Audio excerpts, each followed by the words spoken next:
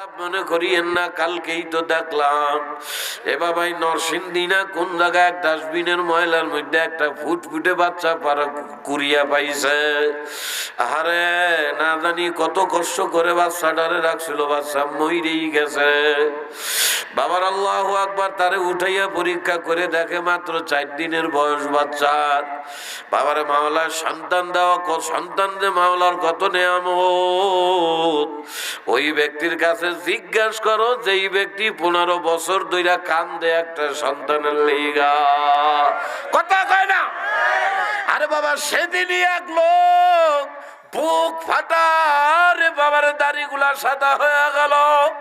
এই যে মাগুরাই তো আর পরশু 13 তারিখ মাহফিল করলাম, বাবা দাড়িগুলা সাদা সাদা।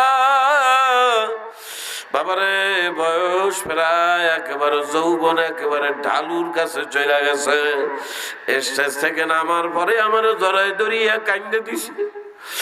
হুজুর দীর্ঘ 50 বছর ধরে মেহনত করতেছি, মাওলা আমার একটা সন্তান দেয় না হুজুর, একটু দোয়া করিয়েন। কিভাবে কাঁদতে আছে এই লোকের মধ্যে, কতবার একটা কষ্ট, সন্তানের বাপের ডাক শুনতে পারে না।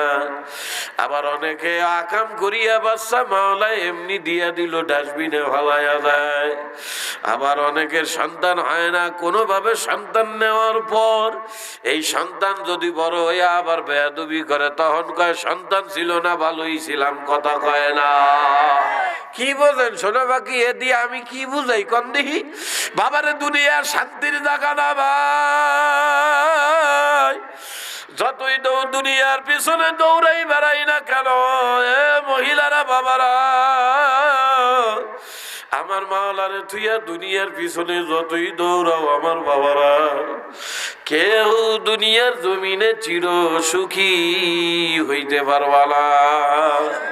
তাইলে মাওলায় দুনিয়ায় কেন পাঠাইলো আমার বাবারে? আমার মাওলা নিজেই ডাক দিয়া কয়, বান্দারে ইন্না জাআলনা মা আলাল আরদি জিনাতাল লাহা, এ বান্দা আমি তোদেরকে লোভময় দুনিয়ায় পাঠাইছি, দুনিয়াটা লোভের জায়গা বান্দারে। যেদিকে তাকাবি লোভ। যেই ছেলেটা সাইকেল চালায়, মোটর সাইকেল দেখলেই মনে মনে কয়, আরে আমার আব্বাই যদি আমার একটা পালসার কিনা দিত, কথা কয় না গা। টিন কুড়ে ঘরের লোক বিল্ডিং দেখা কয় 3 তলা না হোক, অন্তত ইট বালি সিমেন্ট দিয়ে অন্তত 1 তলা হলেও হয়।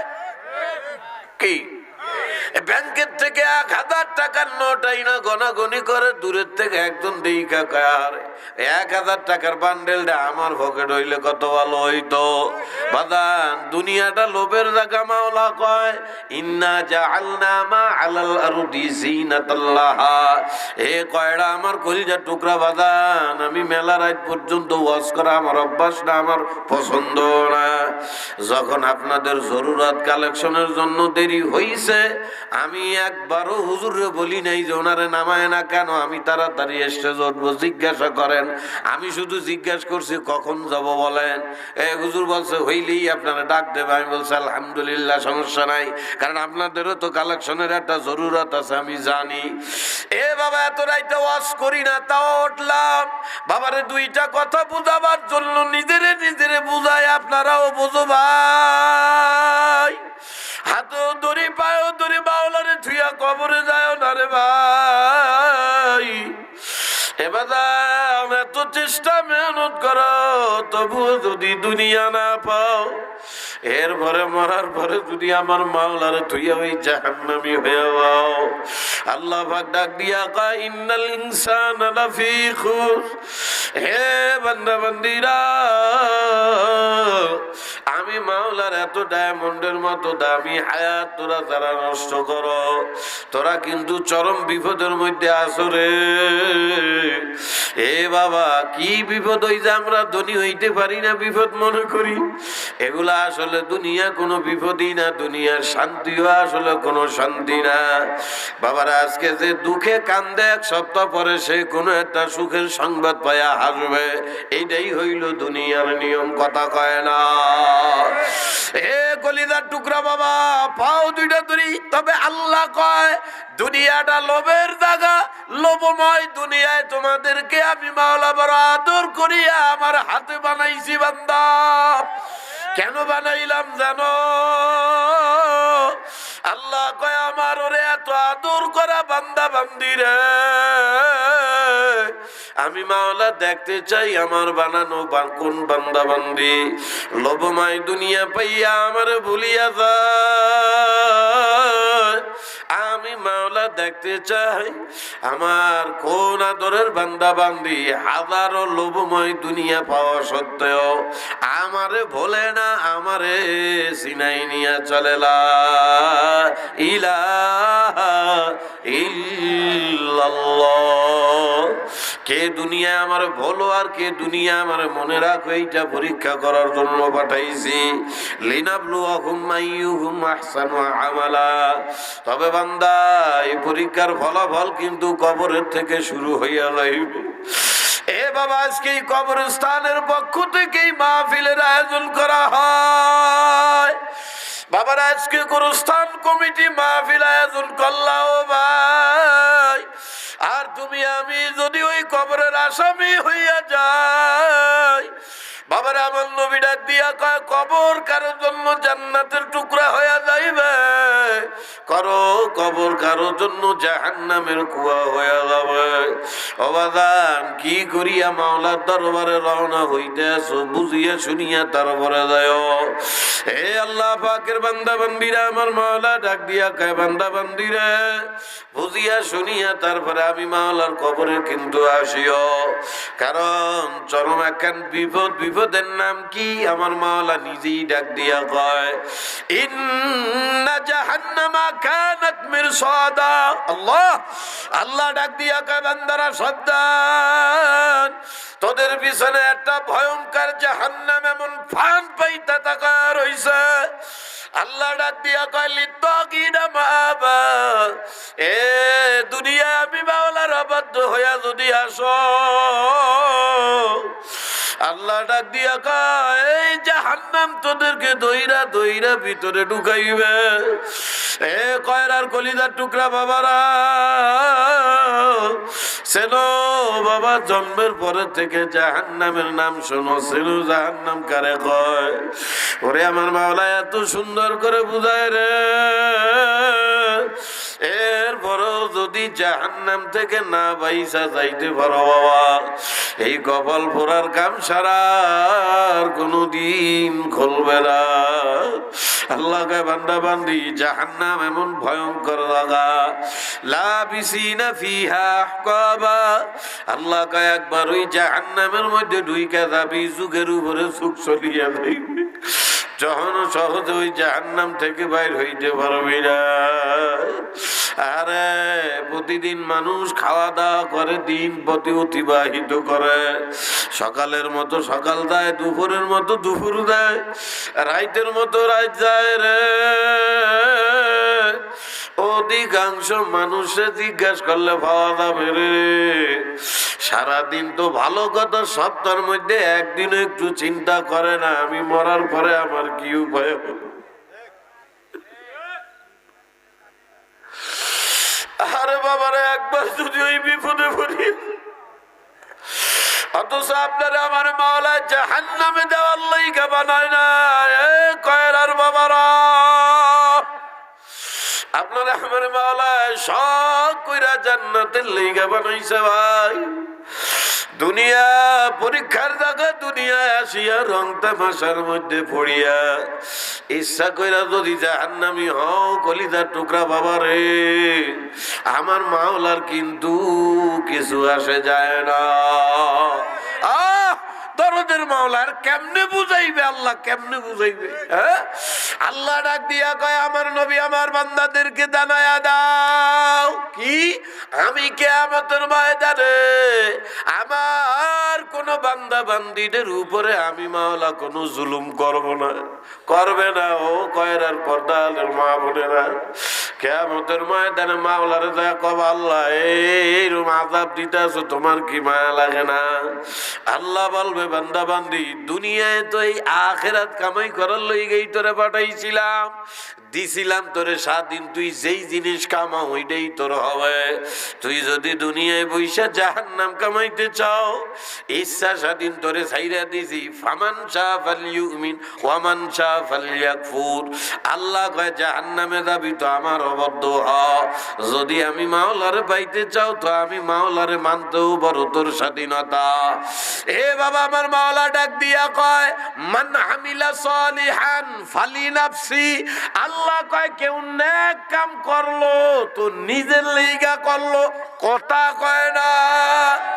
বোঝেন বোঝেন বোঝেন, আল্লাহ কয় মান আমিলা সালিহা, কেউ নেক কাম করলো, একটা নেকির কাম করলো, ফালি নাফসি, সে তার নফসের জন্য, নিজের জন্য করলো। রাসূল আল্লাহ পাক রব্বুল আলামিন ডাক দিয়া কয়, ওয়া মান আসা ফা আলাইহা, কেউ যদি নেক কাম করে ওইটাও সে নিজের জন্য করলো। ওরে দরদের মাওলা রে, কি সুন্দর কইরা নবীরে ডাক দিয়া কয়, নবী গো, আমার আদরের বান্দাদেরকে জানায়া দাও, ওরা যেন আমার মাওলারে ভুল না বোঝে।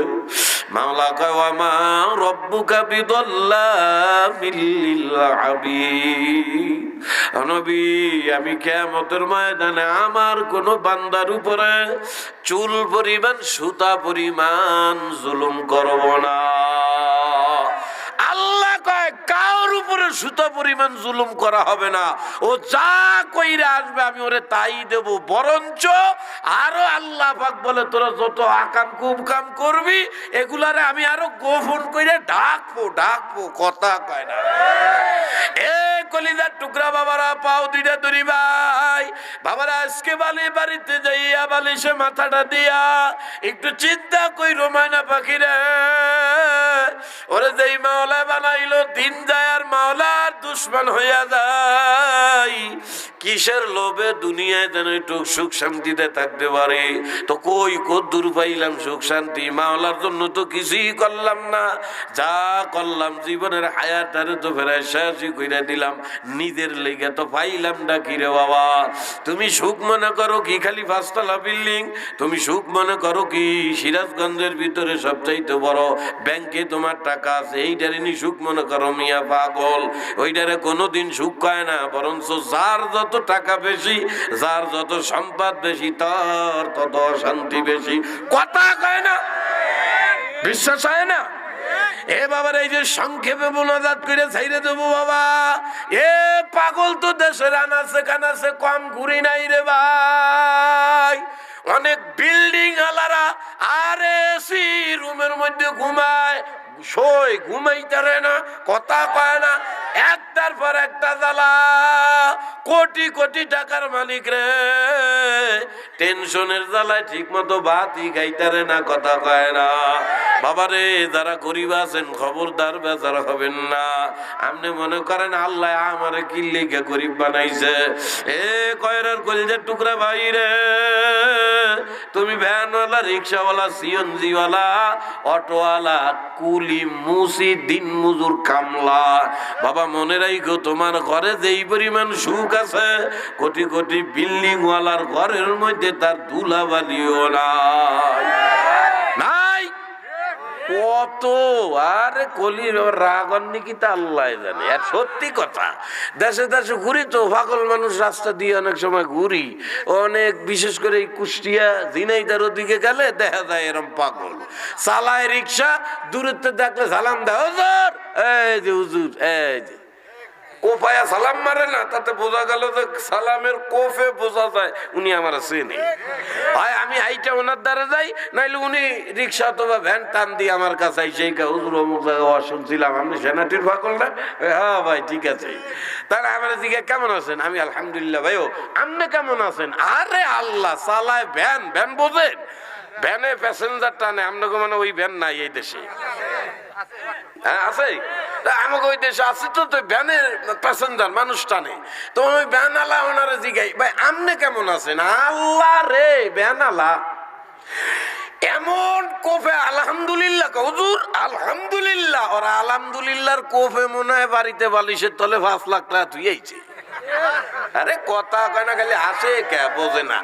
এমন কোফায় আলহামদুলিল্লাহ কয়, অথচ আমি এখন পর্যন্ত এমন কোন ধনী, সবাই না, এমন কোন ধনীরে আজও পর্যন্ত এখনো পাইলাম না যারা কোটিপতি। বাবারে কম তো কোটিপতির লগে কথাবার্তা হয় না, বহুতি হয়।